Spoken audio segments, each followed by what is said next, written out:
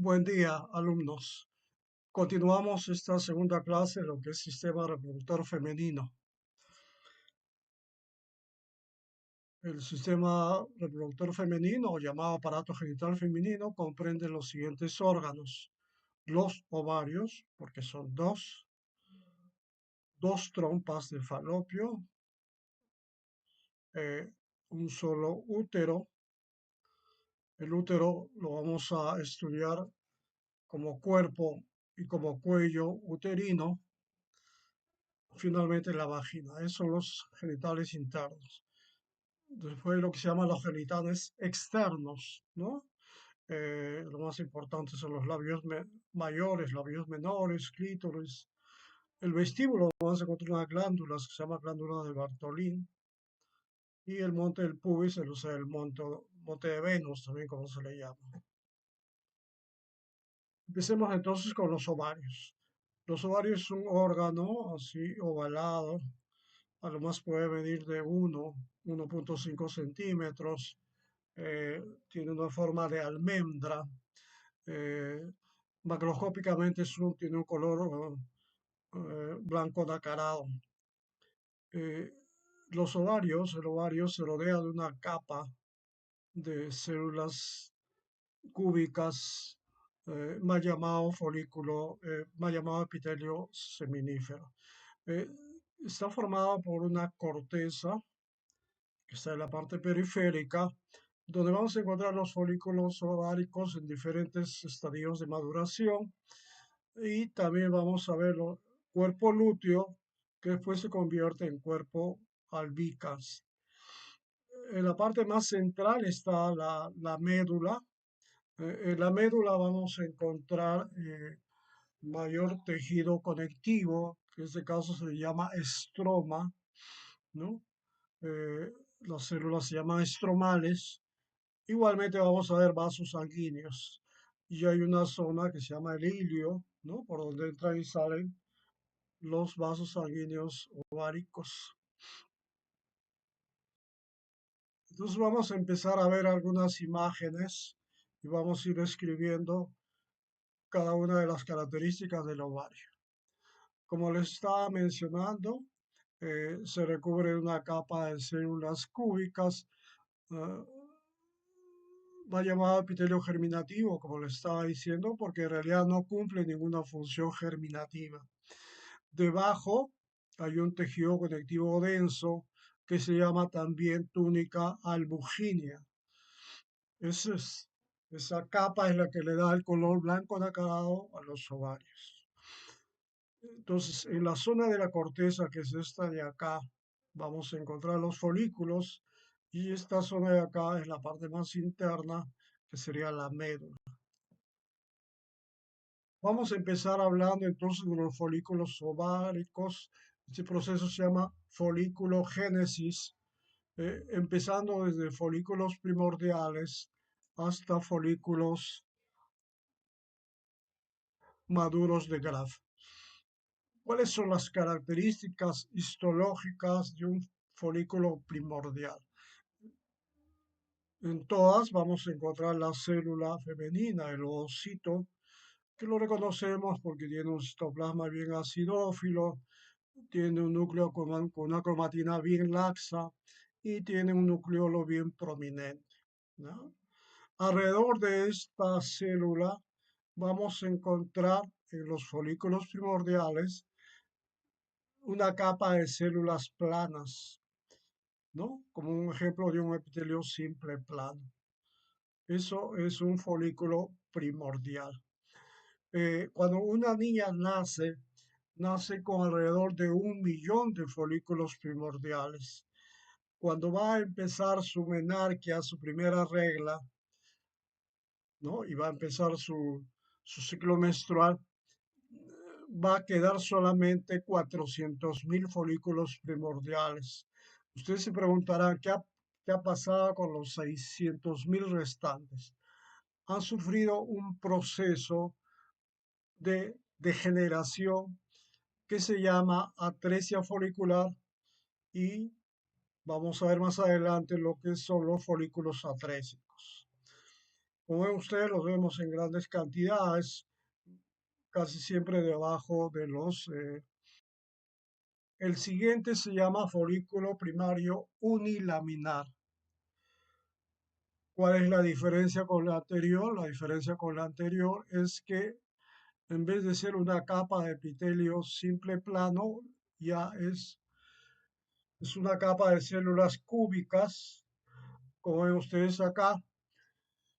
Estas células ya se les llama células foliculares o células de la granulosa. También ya se va a observar esta banda más rojiza, lo estamos viendo acá, que se llama la zona pelúcida, ¿no?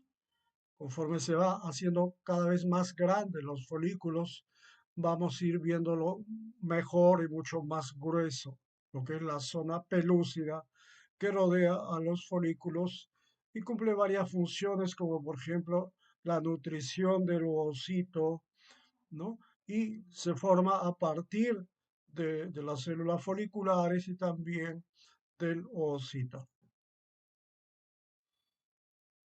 Después vienen los folículos primarios multilaminares, ¿ya? Folículos primarios multilaminares. Eh, ¿Cuál es la diferencia? En que acá ya aparecen varias capas de células foliculares.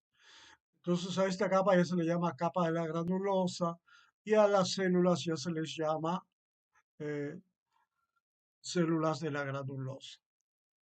Eh, ya también en este estadio ya podemos ver mucho mejor lo que es la capa de las tecas. ¿Ya? Hay dos tecas, una teca interna y una teca externa. Vamos a notarlo más adelante mucho mejor. Eh, a la siguiente, un folículo primario multilaminar se convierte en secundario cuando le aparece un antro, un espacio lleno de un líquido folicular. Entonces, en ese momento se convierte en folículo secundario y eh, por la presencia del antro se le llama también folículos antrales, folículos vesiculosos. Entonces, como le decía, ahí está la capa de la granulosa. Alrededor de la capa granulosa, como si fuera un epitelio y una membrana basal, la capa de la granulosa es avascular. La capa de las tecas, esta imagen por lo menos se nota mucho mejor. Y acá también, lo primero que vamos a decir que es vascularizado, o sea, hay vasos sanguíneos en las tecas. La que está más cerca a la lámina basal son células cúbicas, esas son las células de la teca interna. Y las que están más externamente, como estamos viendo por acá, esta sería la teca interna, se llama la teca externa formada por células de la teca externa. ¿Ya? Entonces acá ya se ve mucho mejor las capas de las tecas. Después viene el folículo terciario o llamado folículo de Graf. Miren ustedes la diferencia con el anterior. Entonces vamos a mencionar las tres, cuatro características que ya tiene este folículo terciario o maduro de Graf. ¿Qué notamos primero? Primero notamos que el antro es mucho más grande, ¿no? Dos, el ovocito se lateraliza, se va para un lado. Tres, este ovocito se rodea de una capa de células de la granulosa que se llama eh, corona radiada. Cuatro, cinco, la capa granulosa se hace más delgada, como estamos viendo acá, ¿no? Y la estructura que une la corona radiada con la capa granulosa se llama cúmulo óforus o cúmulo oboróforo, como dice acá. o disco prolígero, cualquiera de esos nombres.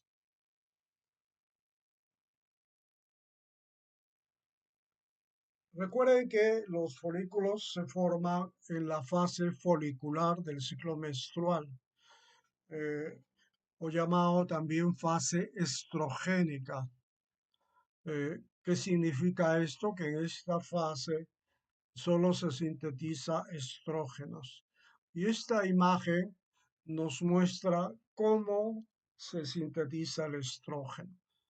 Primero, primero eh, las células de la teca interna sintetizan un andrógeno que se llama la androstenediona.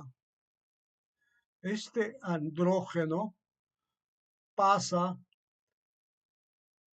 a las células de la granulosa o foliculares que a través de un proceso de aromatización con la enzima correspondiente, que es la aromatasa, se convierte en estradiol, es decir, se convierte en estrógenos.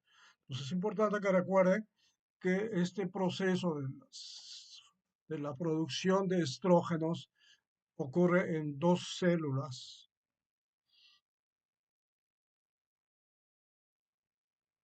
Vamos a hablar ahora de los folículos atrésicos. Antes les comentaba que cuando les preguntaran en qué fase de la maduración de la foliculogénesis ocurre la mayor cantidad de atresia folicular, ustedes van a decir en la fase de folículo primordial, ¿ya?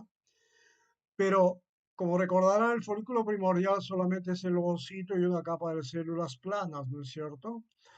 Entonces, ¿cuáles son los eventos, las fases de una atresia folicular? Lo primero que va a originar, va a ocurrir es la muerte del ovocito, o sea, la desaparición, la destrucción del ovocito. Eso es lo primero que ocurre. Dos, la capa de la... Entonces, si desaparece el ovocito y en el caso de los folículos primordiales hay una sola capa de células planas, esa se va a mezclar con el resto de las células. Simplemente no vamos a encontrar ninguna evidencia histológica de una atresia folicular en la fase de folículo primordial. Lo que vamos a encontrar estructuras llamadas folículos atrésicos va a ser ya en las fases de folículo primario multilaminar y folículos primarios, folículos secundarios y terciarios. Entonces, le estaba diciendo, lo primero que ocurre es la muerte del ovocito. Dos, la capa granulosa se empieza a fragmentar, se vasculariza, igualmente desaparece. Lo que persiste y que nosotros vamos a ver en las láminas es la zona pelúcida. Una zona pelúcida colapsada es un hallazgo más importante de un folículo atrésico. Correlación, esto es la fase, se llama la fase, en el caso del ovario se llama la fase luteínica o la fase progesterónica, porque en esta fase se producen tanto estrógenos como progesterona. Entonces ustedes se preguntarán cuál célula produce estrógenos y cuál célula produce progesterona. Las células de la granuloluteínicas producen la progesterona y las tecoluteínicas producen los estrógenos. Por eso estamos viendo acá los cambios que ocurren en el ciclo menstrual, ¿ya? Entonces, la parte superior corresponde a los cambios en el ovario con la formación de los folículos, la ovulación, después la formación del cuerpo amarillo. Esta parte inferior es con relación a la cantidad de hormonas que se va produciendo en las dos fases, en la fase folicular o luteínica, más cantidad de estrógenos, y en la fase luteínica ya se produce tanto estrógenos como progesterona.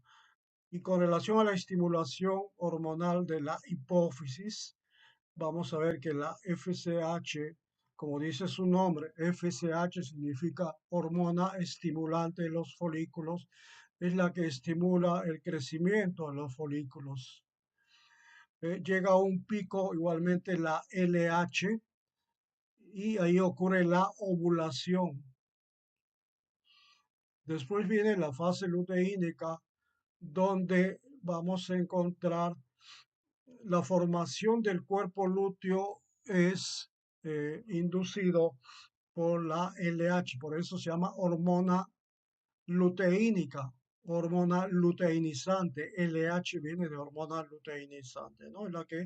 Entonces la LH participa en dos eventos, en la ovulación, inducir la ovulación, y dos, en la formación del cuerpo amarillo.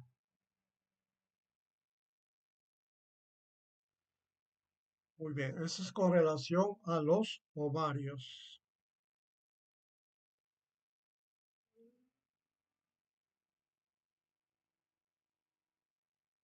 Vamos a hablar de las trompas, ¿ya? Una trompa uterina tiene más o menos una longitud de 12 centímetros, eh, un grosor de 1 a lo más 2 centímetros de diámetro y se divide en cuatro zonas. La, la primera zona es la zona de la fimbria, después viene la zona de la ampolla, después viene intra, la zona del istmo, perdón, y después la zona intramural, ¿no? Acá lo han dividido solamente en tres, ¿no?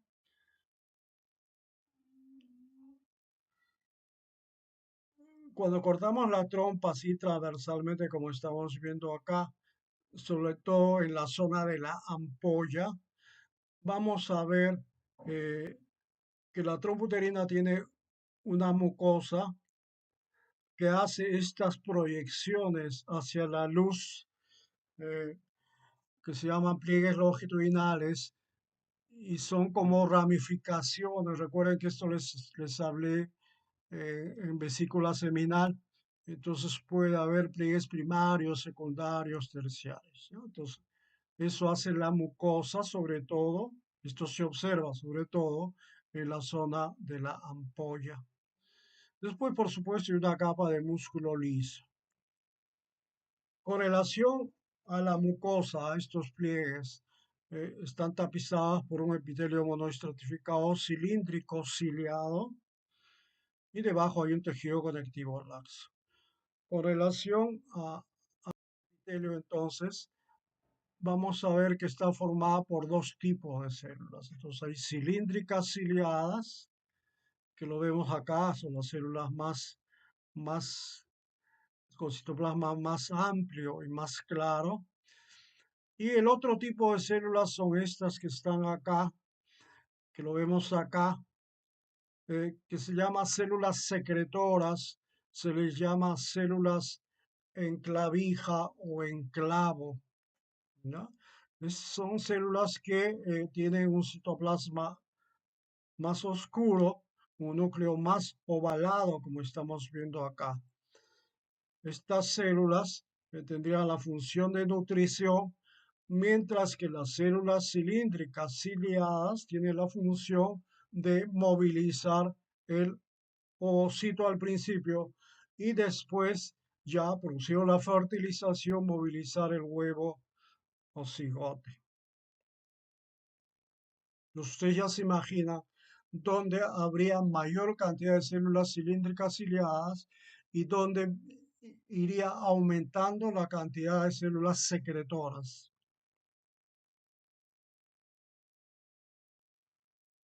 Entonces, eso es todo con relación a la trompa uterina. Vamos a hablar ahora del útero. El útero, como les mencioné, tiene, eh, lo podemos dividir en dos grandes zonas, lo que es el cuerpo del útero fondo y cuerpo del útero y la zona del cuello uterino. Y esto se hace porque histológicamente son completamente diferentes. Entonces hablemos primero del cuerpo del fondo del útero. Tiene su mucosa. La mucosa en el útero se llama endometrio. Tiene su capa muscular, que puede ser de 3 capas, se llama miometrio. Y por fuera, lo que sería la serosa, se llama perimetrio. Empecemos hablando primero de la mucosa del endometrio, que es la imagen que estamos viendo acá. Eh, lo podemos dividir, este endometrio, en dos subcapas, una capa funcional y una capa basal. La capa funcional se define como la capa que se desprende durante la menstruación, mientras que la capa basal es la capa que persiste durante la menstruación. Para que pueda ocurrir esto, cada una de estas capas tiene que tener su propia irrigación sanguínea. La capa funcional está irrigado por unas arterias llamadas helicoidales o también se les llama espiriladas, mientras que la capa basal está irrigado por unas arterias rectas. Muy bien. Eh, como todo mucosa, está tapizado por un epitelio, como ustedes, un epitelio monoestratificado cilíndrico, y debajo la lámina propia está formada por células, por tejido conectivo laxo, y los fibroblastos que se encuentran acá se les llama células estromales. Es el estroma endometrial, ¿no? A la lámina propia en el endometrio se le llama estroma endometrial. Igualmente ustedes están viendo la formación de unas glándulas endometriales que son tubulares, como ven ustedes, tubulares bastante rectas, dependiendo del ciclo menstrual, de la fase del ciclo menstrual. Muy bien, entonces vamos a ver ahora las características del endometrio. Si está en la primera fase, que es la fase folicular en el ovario, en este caso se llama fase proliferativa. Y los cambios que ocurren en la fase luteínica en el ovario y en el caso del endometrio se llama fase secretora. Recuerden que cada 28 días ocurre la menstruación, ¿no? En la menstruación, ¿qué capa se desprende? Se desprende la capa funcional. Entonces, una vez que se ha perdido la capa funcional, termina la menstruación, 4 o 5 días, empieza la fase proliferativa. ¿Y, y cómo empieza la fase proliferativa? Formando la capa funcional, ¿no es cierto? Y lo primero que se va a formar va a ser el epitelio. Entonces, en esta fase vamos a mencionar los cambios que ocurren en este endometrio proliferativo. Vamos a mencionar cambios que ocurren en las glándulas y en el estroma. ¿Entendido? Podemos verlo acá también. Eh, ¿Cuáles son esos cambios? Primero, las glándulas son tubulares, son rectas, ¿ya? Dos, presenta pseudoestratificación, o sea, las glándulas presentan pseudoestratificación.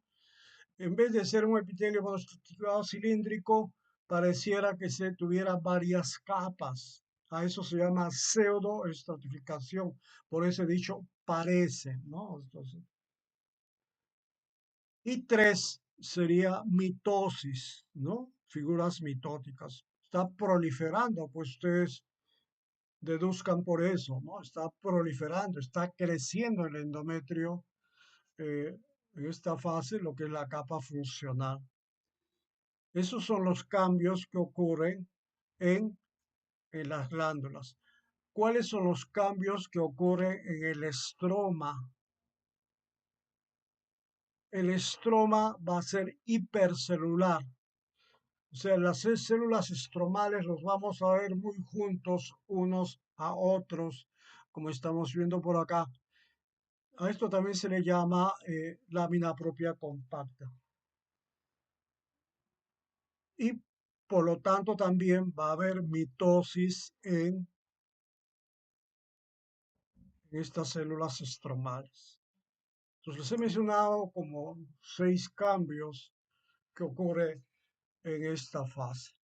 Veamos ahora los cambios que ocurren en la fase secretora. Producida la ovulación, se inicia la fase secretora. Entonces, ustedes verán que estas glándulas tubulares rectas, lo primero que van a sufrir se hacen más onduladas y conforme van yendo, pasando los días después de la ovulación, se van haciendo más tortuosas, ¿no? Ese es el primer cambio a nivel de las glándulas. El segundo cambio a nivel de las glándulas es la aparición de secreción en la luz. Igualmente esto va a ser gradual, ¿no? Como vemos acá, al principio, esta secreción contiene glucógeno. El glucógeno va a ser basal, después infravasal, se hace supravasal y después sale hacia la luz, ¿no? De acá, basal y apical. Entonces eso ocurre más o menos en el día 14 que ocurre la ovulación, el día 15, 16, 17, ya podemos encontrar secreción en la luz. No, no crean que el día 15 ya hay secreción en la luz, ¿no? Por eso se llama fase secretora, porque una de las características es la aparición de secreción, como les digo, que es glucógeno. Con relación al estroma, acá también hay algo interesante. Los cambios que podemos ver en esta fase pueden ser mucho más claros dependiendo de los días.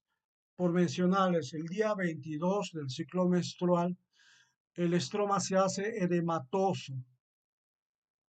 A eso se llama edema estromal. ¿Y qué sería edema estromal? Lo contrario de estroma hipercelular.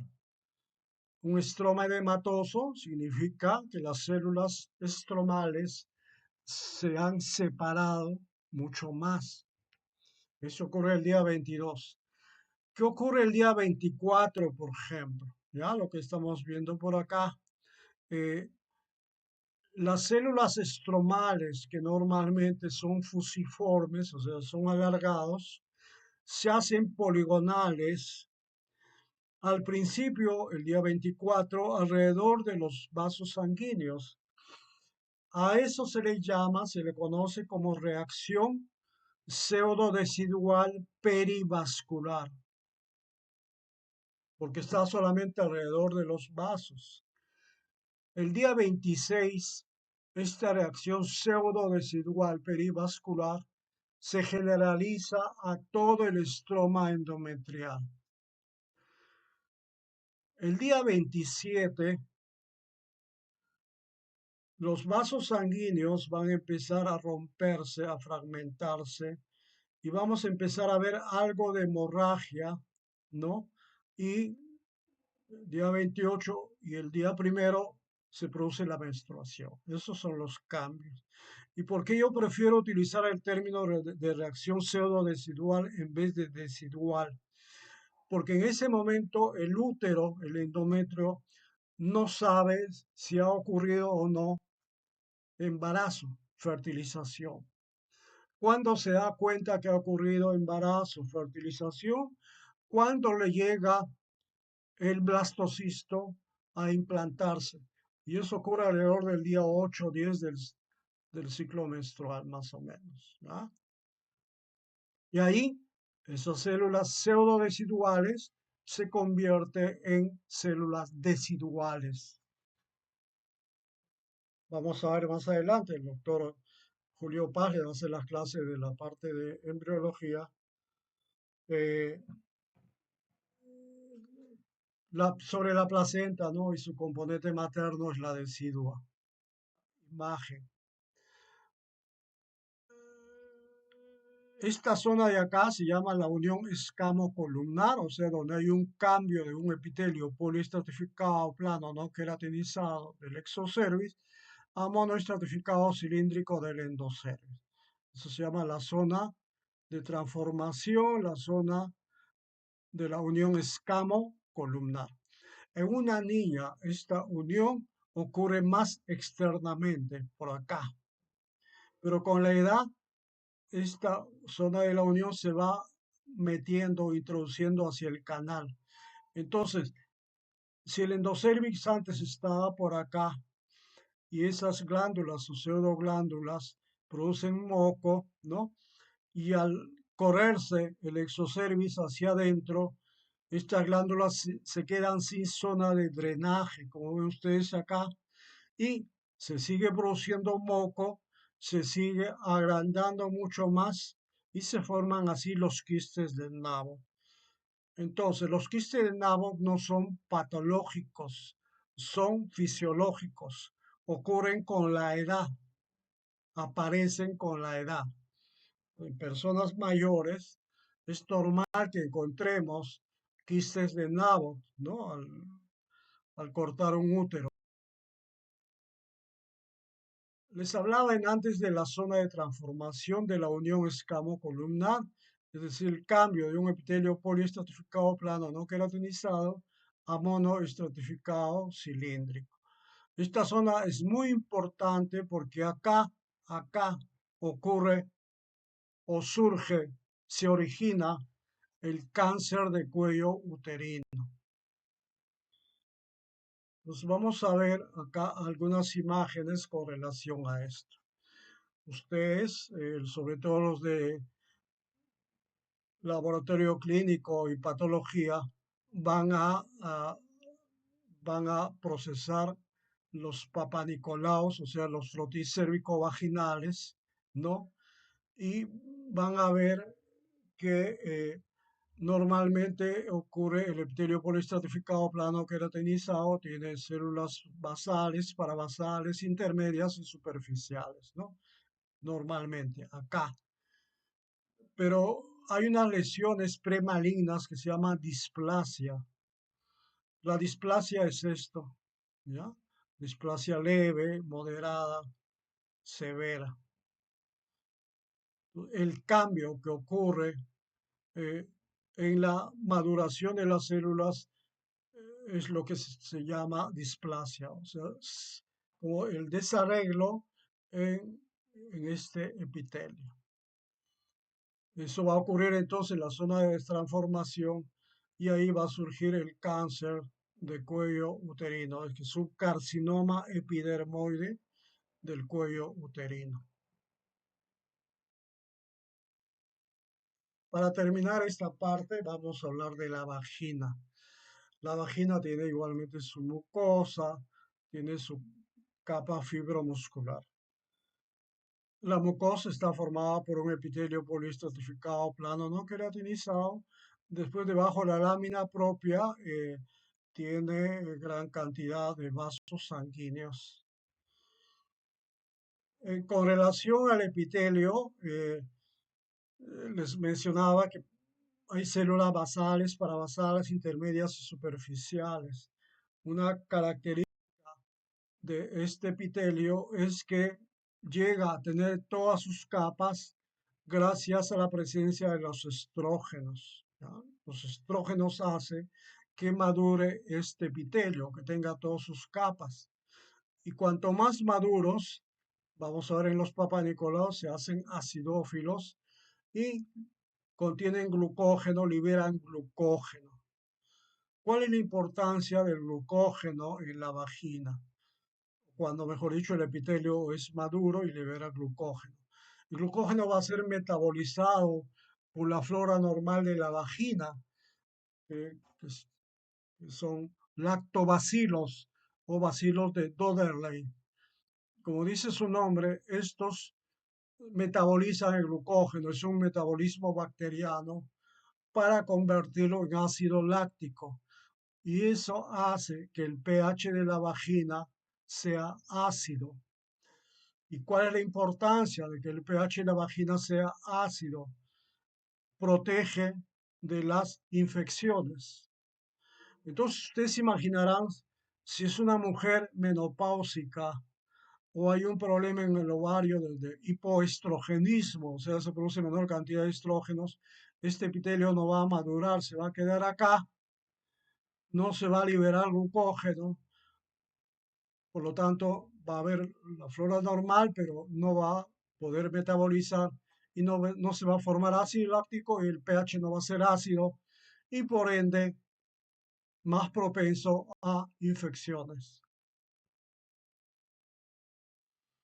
Muy bien, para terminar les voy a hablar de las glándulas mamarias rápidamente. Se define las glándulas mamarias como glándulas sudoríparas apocrinas modificadas. Como tipo de glándulas son túbulos alveolares compuestos. ¿Ya? Existe en la mama alrededor de 15 a 20 lóbulos mamarios. ¿Ya? Estos lóbulos mamarios desembocan en el pezón a través de conductos galactóforos en la misma cantidad, ¿no es cierto? Eh, Cada lóbulo mamario, a su vez, tiene lobulillos mamarios, que son estos que están acá. Entonces, la estructura más importante en la mama son los lobulillos mamarios. Como ven ustedes, alrededor de estos lobulillos hay tejido conectivo denso y hay tejido adiposo. Cuando se inicia la pubertad, la mama crece, no porque empieza a formarse los lobulillos, sino porque gracias a los estrógenos y a la progesterona aumenta la cantidad de grasa, de tejido adiposo y de tejido conectivo. Entonces, al principio, el crecimiento de la mama es solo eso. Ya después vienen las fases que vamos a mencionar. En la mujer adulta se llama fase en reposo o fase inactiva. Cuando sale embarazada, mientras está embarazada se llama fase en crecimiento y cuando empieza da a luz, empieza a dar a lactar, se llama fase secretora. A estos dos se les llama fase activa. Entonces, hablemos de un lobulillo mamario, ¿no? Al principio, como ven ustedes acá, hay una mama en reposo, son bien pequeños, formados solamente por uno que otros lobulillos, conductos intralobulillares tapizados por un epitelio cúbico. Alrededor de estos conductos hay tejido conectivo laxo y por fuera, como ven ustedes, hay tejido conectivo denso y tejido adiposo. Sale a través de un conducto interlobulillar para unirse a los conductos galactóforos. Este es un lobulillo, un ejemplo de un lobulillo en fase de reposo. Acá hemos puesto una patología muy frecuente, sobre todo en las mujeres jóvenes, que son los fibroadenomas. Fibroadenomas son tumores benignos, bien delimitados, como encapsulados, de consistencia sólida, y que está formado mayormente por los dos componentes, tanto por las glándulas como por el estroma mamario. Tejido conectivo también acá que está alrededor se le llama estroma mamario. Cuando la mujer ya empieza embarazada y da a lactar, aparece lo que se llama la porción secretora de la mama. La porción secretora de la mama son los alvéolos mamarios. ¿Ya? Entonces, los alvéolos mamarios es como si fuera, la mama sería un tronco que tiene sus ramas, ¿no? Empieza a ramificarse.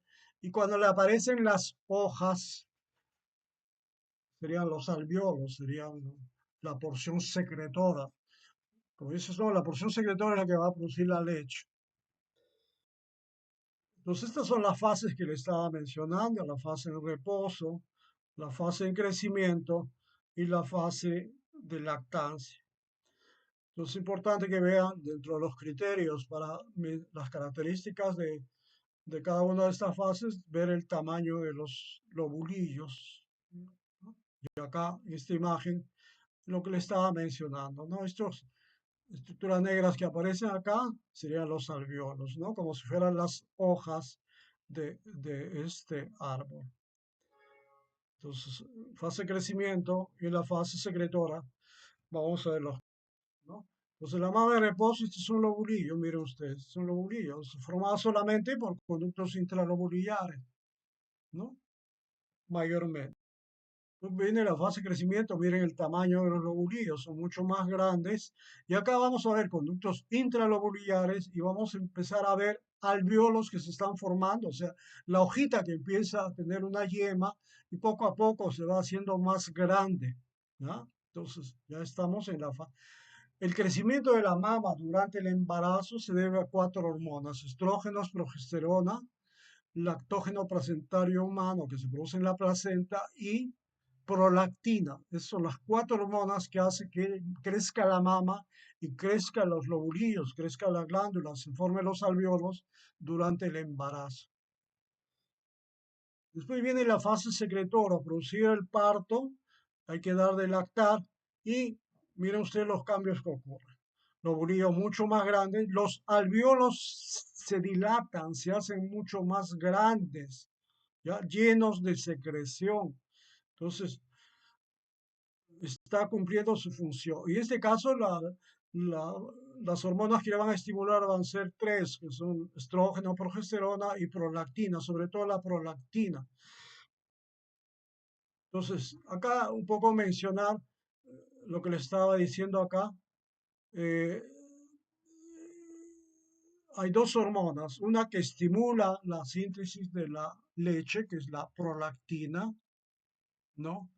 Y la otra hormona es la oxitocina, que se encuentra en las células mioepiteliales, que estimula la contracción de los alvéolos y por lo tanto la expulsión de la leche. Para ambos, para ambos, el estímulo más importante es la succión del pezón.